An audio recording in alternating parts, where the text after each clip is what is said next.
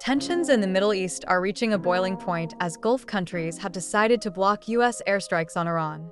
This significant move has sent shockwaves through the geopolitical landscape, raising questions about the future of U.S. military operations in the region. Saudi Arabia, the UAE, Qatar, and Kuwait have all taken a stand, shutting their airspace to U.S. military planes.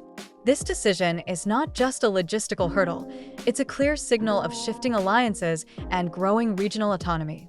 The Gulf nations are asserting their sovereignty, and this could reshape the balance of power in the Middle East. The backdrop of this development is the ongoing tensions between the US and Iran. With the US maintaining a hardline stance against Tehran, the Gulf states are caught in a precarious position. They rely on US military support for their security, yet they are also wary of escalating conflicts that could spill over into their territories. This delicate balancing act is becoming increasingly complex. Reactions from the Gulf nations have been varied.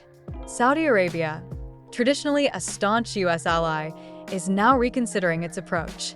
The UAE and Qatar are also recalibrating their foreign policies, seeking to navigate this new reality without alienating either side. Kuwait, while more reserved, is watching closely, knowing that any misstep could have dire consequences. The implications of these airspace restrictions are profound. Without access to Gulf airspace, U.S. military operations could be severely hampered.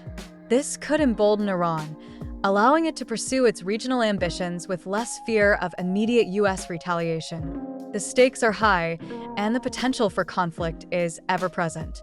As we watch these developments unfold, it's crucial to stay informed and engaged. The decisions made by these Gulf nations will not only impact their own futures, but could also reshape the global geopolitical landscape. Understanding these dynamics is essential for anyone interested in international relations and security. What do you think about the Gulf countries' decision? How do you see this affecting US-Iran relations moving forward? Your thoughts matter, and it's time to discuss the implications of these critical choices.